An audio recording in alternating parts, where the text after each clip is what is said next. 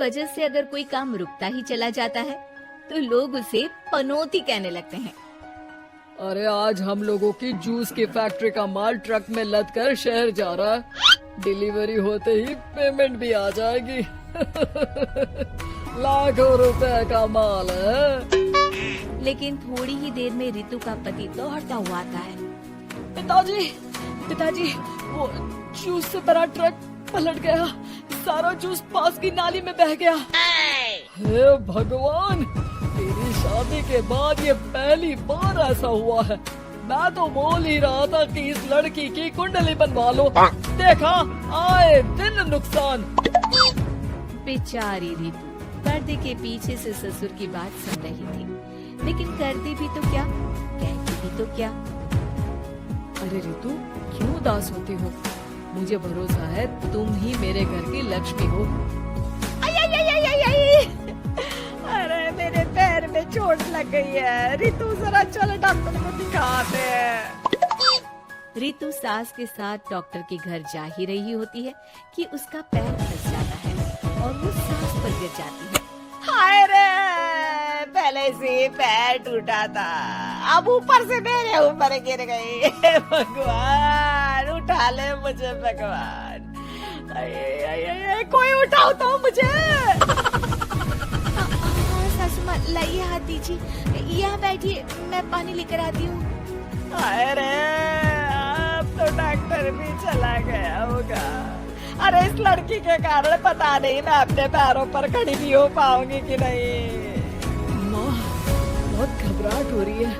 कल मेरी अपनी खुद की फैक्ट्री शुरू होने वाली है। पता नहीं कैसा रहेगा मेरे लिए बिजनेस। अरे क्यों नहीं बेटा, अच्छा होगा।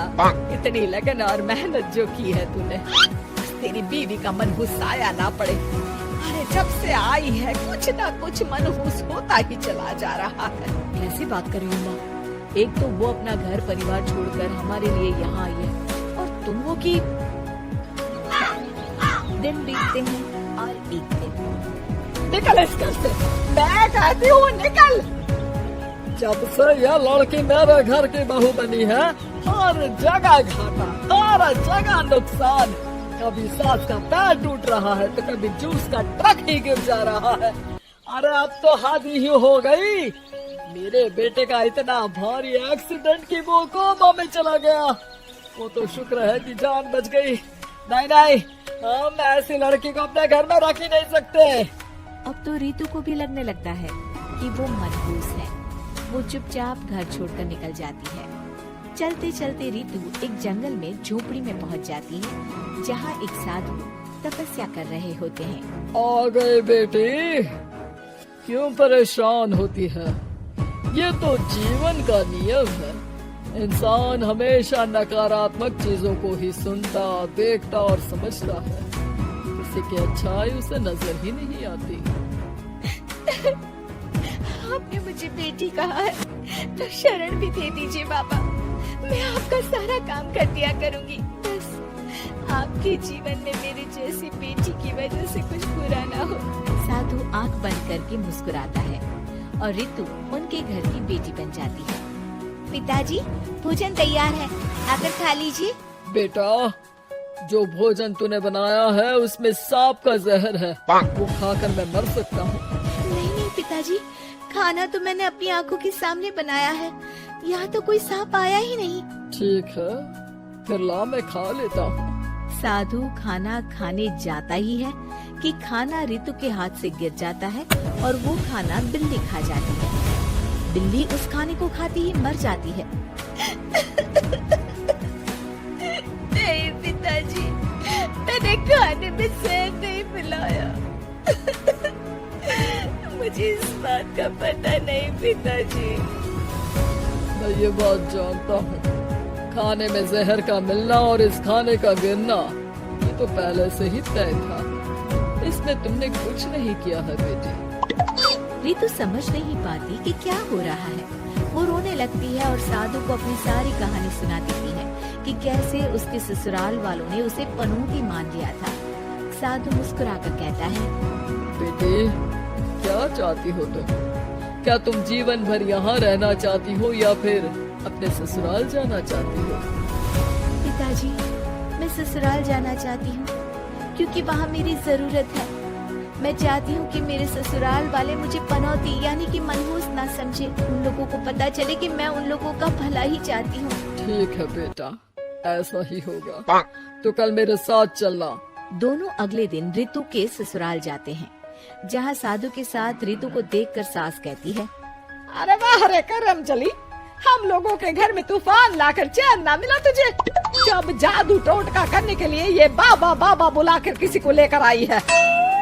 नाना माँ जी, ये तो मेरे धर्म के पिताजी हैं, मुझे ससुराल वापस छोड़ने आए हैं। ये तो बस पिता का धर्म निभा रहे हैं, इन्हें कुछ मत कहिए। वाह जी वाह, 4 महीने बाद आज ही अपने पैरों पर खड़ा हुआ हूँ और ये मनहूस फिर से आ गई। इस बार क्या जान लेके जाएगी? अरे मेरी भी सिर्फ टांग में फ्रैक्चर था, अब ये आ गई है तो पक्का टांग काटनी ही पड़ेगी। अरे भगवान, पिछली बार तो जूस का पूरा ट्रक ही पलट गया था, इस बार तो पक्का फैक्ट्री में ताला ही लग जाएगा। रितु के नए साधु पिता सबकी बात गौर से सुन रहे थे। फिर वो बोल पड़ते हैं, मैं आप लोगों को कुछ दिखाना चाहता हूँ। वो साथ में गोला लाए थे। उस गोला में वो सबको कुछ दिखाते हैं। वो दिन दिखाते हैं जब जूस से भरा ट्रक गिरता है। पास के कुछ जानवर उस गिरे जूस को पीते हैं और वहीं मर जाते हैं। देखो, इस जूस में तुम्हारे फैक्ट्री के मैनेजर ने जहर डाला था। अच्छा हुआ वो ट्रक गिरा, वरना पूरा परिवार जीवन भर के लिए जेल में होता। हे भगवान, तब तो न जाने कितने लोगों की मौत हो जाती इस जूस को पीकर। शुक्र है भगवान का, अनहोनी से बचा लिया। फिर वो दिन देखते हैं जब पति का एक्सीडेंट हुआ था, लेकिन रितु के करवा चौथ के व्रत के कारण वो बच जाता है, वरना तो मृत्यु निश्चित थी। सभी रितु की तरफ देखते हैं। बाबा, मैं तो मनहूस नहीं हूँ। शुक्रिया बाबा, मेरे मन में जीवन भर का बोझ रहता कि मैं इन लोगों के दुख का कारण तो नहीं। नहीं नहीं बेटा, मनहूस तो ईश्वर किसी को नहीं बनाता। हर चीज का एक वक्त होता है और जो होना है वो तो होता ही है। मुझे माफ कर दे बहू, तू तो इस घर की लक्ष्मी है, रक्षक भी है। हम लोगों को माफ कर दे बेटा। रितु को ससुराल में छोड़ बाबा वापस चले जाते हैं।